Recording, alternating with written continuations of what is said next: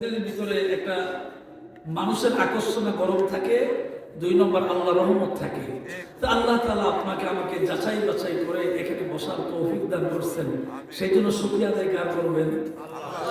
আরো জোরে কার কাছে চাইবেন? আল্লাহর কাছে চাইবেন। এই জন্য আল্লাহ শুকরিয়া আদায় করতে জবান বন্ধ থাকবে না একেবারে জবান খুলে বলবেন? সবাই খুলে একবার বলেন আলহামদুলিল্লাহ। ربنا لك الحمد حمدا كثيرا طيبا مباركا فيه يا ربي لك الحمد كما ينبغي لجلال وجهك وعظيم سلطانك। বলেন তো এতক্ষণ পর্যন্ত যা বলছি প্রশংসা কার করছি? আর জোরে কর আল্লাহ। আমরা এগুলা আল্লাহওয়ালার জবান থেকে শুনছি, শিখছি, জানছি। কারণ আল্লাহওয়ালার জবান অনেক সুন্দর থাকে, আল্লাহওয়ালাদের জবান অনেক সুন্দর থাকে। কারণ আল্লাহওয়ালারা যারা আল্লাহর খালেস বান্দা, আল্লাহর নিকটতম বান্দা, অথবা আল্লাহর পছন্দনীয় বান্দা অথবা বান্দি, নারী হোক আর পুরুষ হোক, আল্লাহ যাদেরকে পছন্দ করে তাদের জবান সুন্দর থাকে।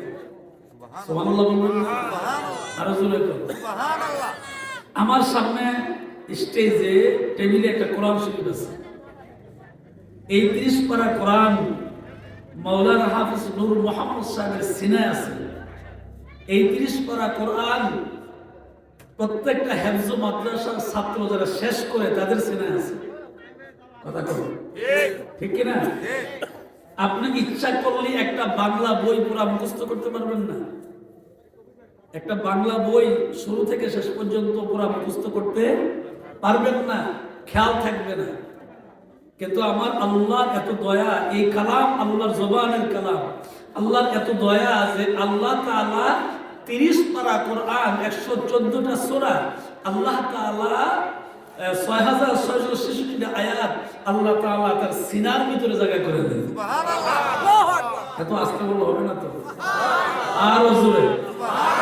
তাহলে এই 30 পারা কোরআন যার সিনার ভিতরে থাকে, ওই হাফেজ যদি তার মৃত্যু পর্যন্ত আমল ভালো থাকে, তা আল্লাহ তাআলা এই সিনার ভিতরে কোরআন থাকার কারণে কোরআনের বরকতে সিনা সহ এই বডিটাকে আল্লাহ জান্নাতের মেহমান বানিয়ে দিবেন। তাইলে যারা মাদ্রাসায় তেলাওয়াত করার উদ্দেশ্যে, কোরআন শিক্ষা করার উদ্দেশ্যে, হেফজ শিক্ষা করার উদ্দেশ্যে, আল্লাহর কোরআন পড়ার উদ্দেশ্যে আপনাদের সন্তানকে যদি মাদ্রাসায় পাঠিয়ে থাকেন অথবা মক্তবে পাঠান, তাইলে এই কোরআনের দ্বারা মর্যাদা বাড়ে কি বাড়ে না? কথার আওয়াজ দেবেন, বাড়ে কি বাড়ে না? উদাহরণ হলে এই, তাইলে এই খেয়াল করে দেখবেন, যখন বাচ্চারা মক্তবে অথবা মাদ্রাসায় কোরআন শরীফ পড়ে অথবা কায়দা আপ্পারা পড়ে, তখন দেখবেন কাঠের একটা রেয়ালের ভিতরে রেখে রেখে পড়ে, দেখেনি? অথবা বর্তমানে, আগে এটা ছিল না, বর্তমানে প্লাস্টিকের রেয়াল আছে, আছে না নাই? পরে দুইটার একটা আর কি। খেয়াল করে আপনি ভালোভাবে খেয়াল করে দেখবেন। তাহলে এই ঘরের ভিতরে উন্নত মানের, যদি আপনার ঘরের ভিতরে আসবাবপত্র থাকে, সুকেস বলেন, আমার আলমারি বলেন, যাই বলেন, উন্নত মানের, বর্তমান যুগে মানুষের টাকা আছে, এটি কিনে মনে করে সবচেয়ে দামি আপনার ঘরের ভিতরে একটা ওয়াল সুকেস একটা আছে, অথবা যে কোনো একটা দামি জিনিস আছে, ওইটার দিকে আপনি খেয়াল করবেন। আর কিছুদিন মাত্র কোরআন শরীফের সাথে একটা কাঠের রেয়াল সম্পর্ক থাকে, এটার দিকে খেয়াল করে রাখবেন। সুকেসের ভিতরে ডেইলি কয়েকবার বাচ্চা কাচ্চা বুঝুক আর না বুঝুক লাত্তি মারে, কিন্তু কোরআনের সাথে যে রেয়ালটা থাকে, এটাকে দেখলে কোথাও যদি পইরও থাকে, উঠাইয়া মুখের মধ্যে চুমা দিয়ে মুখে লাগে। আরো জোরে কম। আচ্ছা বলেন কিসের কারণে? কোরআনের মর্যাদার কারণে। জোরে কম, কিসের কারণে? কোরআনের মর্যাদার কারণে। শুনতে আপনাদের কষ্ট হয়, খারাপ লাগে? আমি আগেই বলছি, আমার কথাগুলি আস্তে আস্তে শুনবেন, বোঝার চেষ্টা করবেন। তাইলে কোরআনের সাথে যারা মিশে আছে তারাই এইরকম চেয়ারে বসে। কথা বলেন। কোরআনের সাথে যাদের সম্পর্ক আছে তারা মসজিদে গেলে সম্মান পায়। কোরআনের সাথে যাদের সম্পর্ক আছে তারা যে কোনো জায়গায় গিয়ে দাঁড়াইলে তাদেরকে মানুষ সম্মান করে। কথা বলেন। কোরআনের সাথে যাদের সম্পর্ক আছে এরা যদি মরণের পরে কবরে চলে যায়, দীর্ঘদিন পর্যন্ত পার হয়ে যায়, সদরের হুজুরকে আমরা কেউ দেখি নাই, যারা মুরব্বীরা দেখছেন ভিন্ন কথা, কিন্তু আমরা কুদওয়াতুস সালিকিন, যোদ্ধাতুল আরিফিন যাকে বলা হয় কুতুবুল ইরশাদ, প্রফেসর আব্দুল খালেক রহমতুল্লাহ আলাইহি আমরা দেখি নাই, কিন্তু এখনো ওনার জন্য হাজার হাজার লক্ষ লক্ষ মানুষ প্রতিদিন বাংলার জমিনে দোয়া করে। কিসের কারণে? কোরআন সাথে তার সম্পর্ক থাকার কারণে। ঠিক কিনা জোরে বলেন? আড়াইবাড়ি দরবার শরীফে আমার নানাজান আবু সঈদ আজগর রহমতুল্লাহ আলাইহি, আব্দুল বারেক পীর সাহেব রহমতুল্লাহ আলাইহি, গোলাম হাক্কানি পীর সাহেব রহমতুল্লাহ আলাইহি, গোলাম সারোয়ার সাইদ রহমতুল্লাহ আলাইহি, এইরকম ভাবে যারা দ্বীনের খেদমত করে কোরআনের সাথে সম্পর্কে কবরে চলে গেছেন, এখনো দেশের লক্ষ লক্ষ মানুষ প্রতিদিন শুধু দোয়াই করে না, চোখের পানি ছেড়ে ছেড়ে তাদের জন্য কাঁদে। আমি অনেক মাহফিলে বলে থাকি, আমার মামা গোলাম হাক্কানি পীর সাহেব আমার মতন কালো পাগড়ি পরতেন, মনে আছে মুরব্বীরা? আপনাদের গ্রামও কিন্তু আসছে, কালো পাগড়ি পরতেন। তো উনি যদি কোনো স্টেজে বসে থাকতেন, লাইট না থাকলেও মনে হইতো যে একটা জ্বলন্ত নূরের বাতি জ্বলে গেছে। আচ্ছা বলেন তো এটা কিসের কারণে? কোরআনের সাথে সম্পর্ক থাকার কারণে। এবং নিঃসন্দেহ ওনার আল্লাহর ওলি ছিলেন, কোনো সন্দেহ নেই। এমন আমল পৃথিবীতে করে গেছে যারা এখনো পর্যন্ত লক্ষ লক্ষ মানুষ এদেরকে অনুসরণ করে, এদের ব্যাপারে চিন্তা ভাবনা করে, এদের ব্যাপারে সম্মানের সহিত কথা বলে। কেউ মুখ দিয়ে একবারের জন্য গালি দেয় না। আর গালি যারা দেয় বুঝতে হবে সে অভদ্র, সে ভদ্র মানুষের সন্তান না। কথা বলেন? তাহলে সর্বোপরি আপনাকে আমি বুঝাইতে চাইলাম, কোরআনের সাথে যাদের সম্পর্ক তাদের মর্যাদা বাড়ায় দেখে আল্লাহ। ওমর বিন খাত্তাব রাদিয়াল্লাহু তাআলা রাঙ্গা তলোয়ার দা করে ঘর থেকে নিয়ত করে বের হইছে যে রাসূল করিম সাল্লাল্লাহু আলাইহি সাল্লামের দেহ থেকে গর্দান আলাদা করে দেব। এটা নিয়ত, এটা পুরোপুরি 100% নিয়ত। ঘর থেকে রাঙ্গা তলোয়ার নিয়ে ঘর থেকে বের হইছে, নবীজির দেহ থেকে কেল্লা আলাদা করে দেবে নিয়ত করে ঘর থেকে বের হইছে। রাসূল করিম সাল্লাল্লাহু আলাইহি ওয়াসাল্লাম মক্কার পাশেই ঘরের ভিতরে মানে উনি রেস্টে আছেন, শুয়ে আছেন। সে ঘর থেকে বের হইল, রাসূল করিম সাল্লাল্লাহু আলাইহি সাল্লামকে দুনিয়া থেকে জীবনের মতন একেবারে শেষ করে বিদায় করে দিলেন। ঘর থেকে বের হয়ে গেলেন, আল্লাহ পাক ডাক দিলেন জিবরাইল। ঘর থেকে ওমর কিন্তু বের হয়ে গেছে, রাঙ্গা তলোয়ার নিয়ে বের হইছে নবীকে মারবে। জিবরাইল রে তুমি কি জানো না পৃথিবীর জমিনে আমি আল্লাহ যা বানাইছি তো মাখলুকাত আছে 18,000 হোক আর কম আর বেশি হোক, সমস্ত মাখলুকাতের ভিতরে আমি সবচেয়ে বেশি ভালোবাসি নূরের নবীরে। কিছু কয় না, সুবহানাল্লাহ বলবেন না? সবচেয়ে বেশি ভালোবাসি আমি মদিনার নবীরে।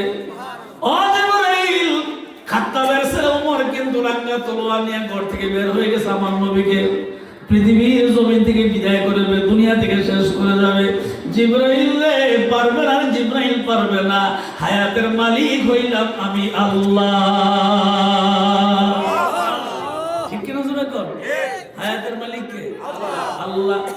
ঘর থেকে বের হয়ে গেলেন, কিছুক্ষণ যাওয়ার পরে আপন বোনের নাম ছিল ফাতেমা। আপন বোনের নাম কি? ফাতেমা। ফাতেমার বাড়ির পাশে গেলেন।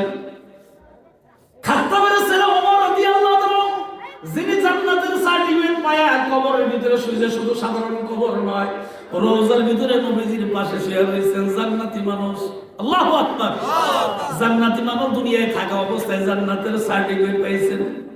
রাঙ্গা তলোয়ার নিয়ে বেরিয়েছে নবীর বাড়িতে। বোনের বাড়ির পাশে গিয়ে দাঁড়াইলেন। হঠাৎ করে তাকে দেখে বোনের ঘর থেকে গুনগুন করে কোরআনের আওয়াজ হয়, আর রহমান আল্লামাল কুরআন খলাকাল ইনসান আল্লামাহুল বায়ান।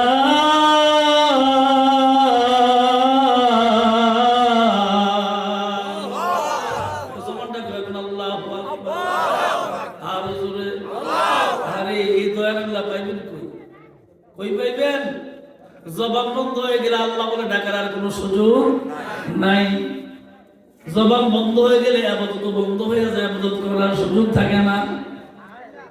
খাত্তাবের ছেলে ওমর রাদিয়াল্লাহু তাআলা ওমর দাঁড়ায় রইছে আপন বোনের বাড়ির পাশে।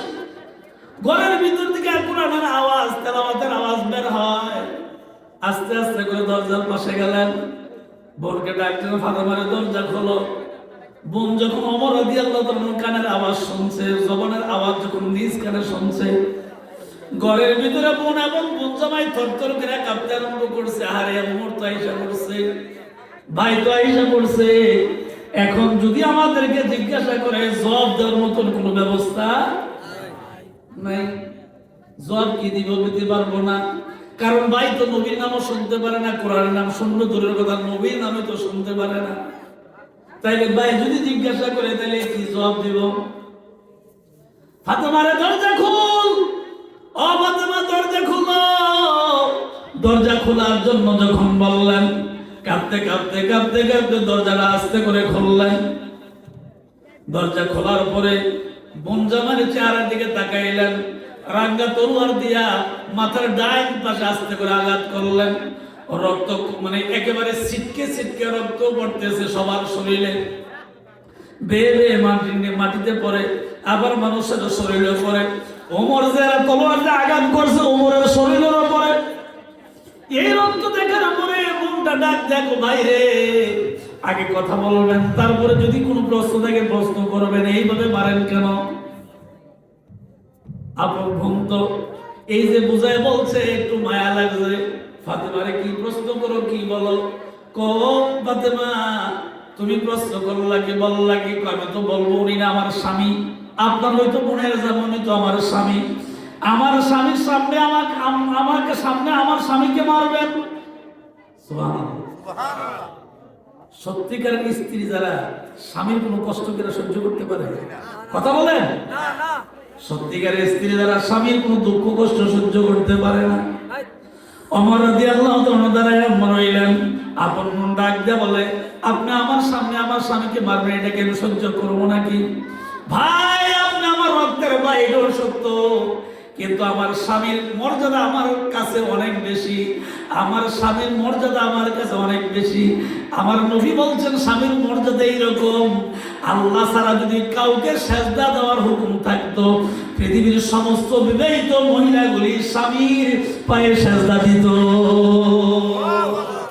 আরো জোরে বলবেন না সুবহানাল্লাহ। এই জন্য ভাই আমি আমার স্বামীকে কলিজা থেকে ভালোবাসি। এবার বোনের মাথায় আঘাত করলো না, বোনকে কিছু না বলে শুধু এতটুকু প্রশ্ন করছে, বোন রে সত্যিকারে করে বলবে, আমি ঘরের পাশে আসার পরে তোমার ঘরের ভিতর থেকে ওই যে আব্দুল্লাহর ছেলে মুহাম্মদ রাসূলুল্লাহ সাল্লাল্লাহু আলাইহি ওয়াসাল্লাম, নবীজি আব্দুল্লাহর ছেলে যে তোমাদেরকে একটা কালাম শেখায়, ওই কালামের একটা আওয়াজ তোমার ঘর থেকে বের হইছে, সত্য নাকি? হ্যাঁ সত্য। তাহলে সত্য যদি হয়ে থাকে, তাইলে যেটা আমি পছন্দ করি এটা তুমি করবা কেন? তাইলে আগে তোমার স্বামীরে মারছি, এখন তোমারও মারবো। আমার মনটা ডাক দেখো ভাই ওমর, আল্লাহর কসম ভাই রে, একই আপন মায়ের সন্তান, একই আপন বাবার সন্তান তুমি আর আমি, তোমার শরীরে যে রক্ত আমার শরীরে রয়েছে রক্ত, আমরা দুজন আপন ভাই বোন। তুমি আমাকে মারতে পারো, কোনো সমস্যা নাই, যেহেতু তোমার শক্তি আছে, হাতের মধ্যে রাঙ্গা তলোয়ার আছে, তুমি আমাকে মারতে পারো। কিন্তু ভাই আমি তোমার জানাইয়া দিলাম, আমাকে তুমি রাঙ্গা তলোয়ার দিয়ে পৃথিবী থেকে বিদায় করে দাও, আমি দুনিয়া থেকে বিদায় হতে পারবো, নবীর প্রেম আর আল্লাহর কোরআনের আয়াত ছাড়তে পারবো না। আরো জোরে কোন ওমর রাদিয়াল্লাহু তাআলা আস্তে করে মনের পরিবর্তন হয়ে গেল, চিন্তা করলেন এটা কি কয়, এটা বলবো কিসে, তার জীবন শেষ করে দিবে। এরপর সে বলছে জীবন গেলে যাক, মরিয়া যায়, তাহলে নবীর প্রেম ছাড়তে পারে না, নবীর প্রেম ছাড়তে পারবো না, নবীর কোনো কথাকে অসম্মান করতে দিব না, আল্লাহর কালাম কোনোদিন ছাইরা দিব না, আমাকে তুমি মাইরা ফেলাও। হযরত ওমর রাদিয়াল্লাহু তাআলা রাঙ্গা তলোয়ারটা নিয়ে আস্তে করে মাথাটা নয়া ঘর থেকে বের হইয়া চলে গেলেন। যাইতে যাইতে যাইতে যাইতে নবীজি যেই বাড়িতে রেস্ট নিচ্ছেন, শুয়ে আছেন, বাড়ির কাছাকাছি গেলেন। নবীজির পাশ থেকে ঘর থেকে একজন ব্যক্তি বের হলেন, নবীজির সাহাবী বের হইলেন, তাকে দেখে রঙ্গা তলোয়ারটা এইভাবে লাড়াচাড়া করতে করতে খাত্তাবের ছেলে ওমর সামনের দিকে যাইতেছে, সামনের দিকে যায়। আল্লাহর নবীর পাশে গিয়ে নবীর কলিজার টুকরা সাহাবী ডাক দেখো নবী, নবীজি গো খবর রাখছেন নি? খাত্তাবের ছেলে ওমর রাঙ্গা তলোয়ারটা এইভাবে আঁকা বাঁকা করে লড়াচড়া করে আমাদের দিকে আসতেছে আপনাকে দুনিয়া থেকে বিদায় করার জন্য। নবীজি মুস্কে একটা হাসি দেয়া ডাক দেয়া, ও সাহাবী চিন্তা করো না, পেরেশান করো না, টেনশন করো না। ও তো ইজ্জু মান তাশা ও তো জিল্লু মান তাশা বিয়াদিকাল খায়র ইন্নাকা আলা কুল্লি শাইইন কাদির।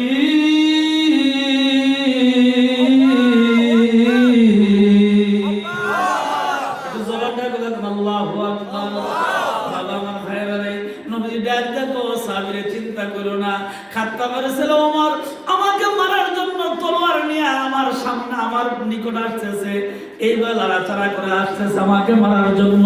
চিন্তা করো না, ইজ্জতের মালিক আল্লাহ, আবার বেয়াজ্জতি করেন আল্লাহ, হায়াত দেন আল্লাহ, মৌতের মালিক আল্লাহ, ঠিক কি না? সুতরাং তুমি চিন্তা করো না। খেয়াল করে নবীর মায়া, নবীর চেহারার নূর, নবীজির মোহাব্বত, আল্লাহ ওনার চেহারা কি দিছিলেন?